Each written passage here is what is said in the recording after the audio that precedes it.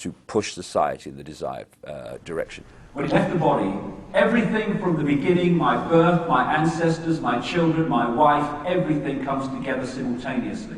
I saw everything about me and about everyone who was around me. I saw everything they were thinking now, what they thought then, what was happening before, what was happening now. There is no time, there is no sequence of events, no such thing as limitation of distance, of period, of time, of place. I could be anywhere I wanted to be simultaneously. That is who we are.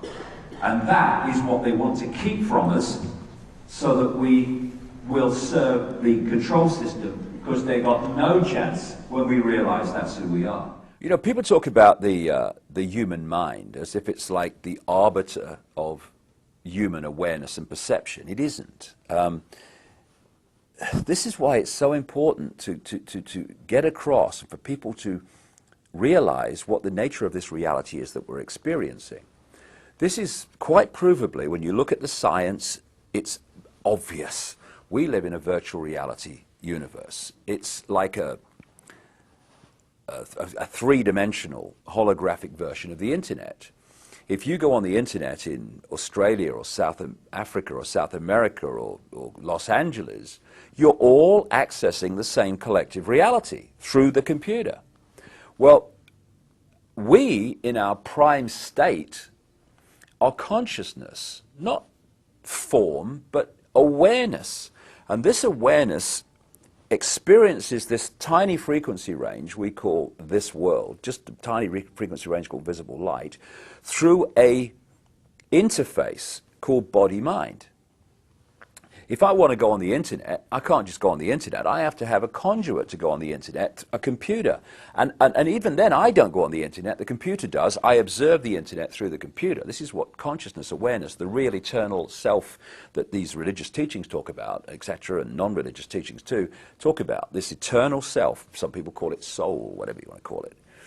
And if you hold that awareness to that higher level of self, you're in this world, if you like, physically and experiencing it, but your point of observation is outside of this manipulated reality. And through the lens of body-mind, you can see things that the body-mind in this world and of it cannot see.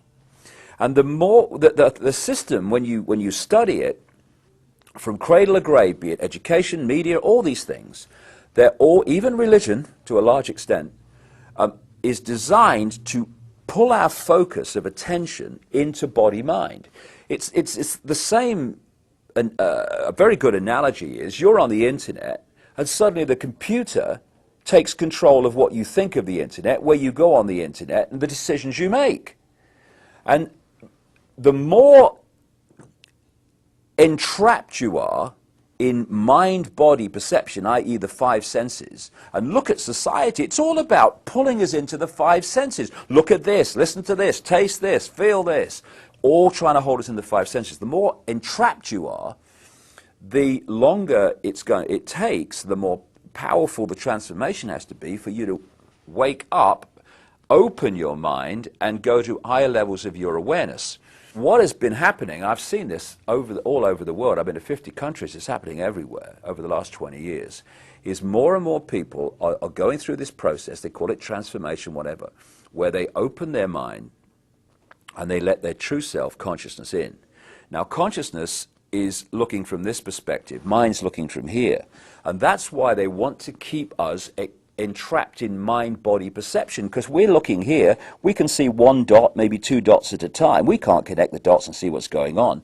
Once you become conscious beyond body-mind, suddenly, oh, I can see how it fits together now. I've come across people only recently who've gone from this to this in literally weeks.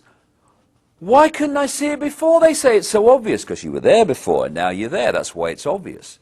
And so this fork in the road, where people are deciding, are they going to keep on the way we're going and end up in this fascist control system, or are they going to go this way and break out into true freedom? In many ways, fundamentally, not in many ways, this fork in the road is, are you going to stay in mind and think you are Fred Jones, born in Pittsburgh in 1942, that's who you are? Or are you going to open your mind to who you really are, which is consciousness, infinite, eternal consciousness, having an experience as that man born in 1942, whatever I said. And that's the difference. Once you realize that our name, our job, our experience is just that, an experience, and we are consciousness, that change of point of perception, point of observation of this world transforms everything. You go from this to this, and you can see what the control system doesn't want us to see, and that's why the control system is absolutely structured to hold us in that state.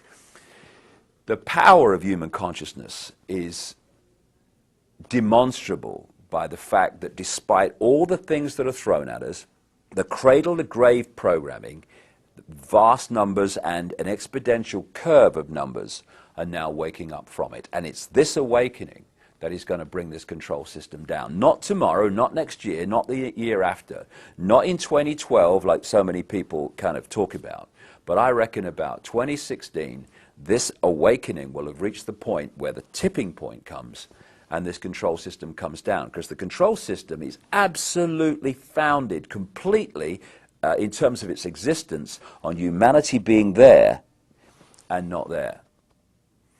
And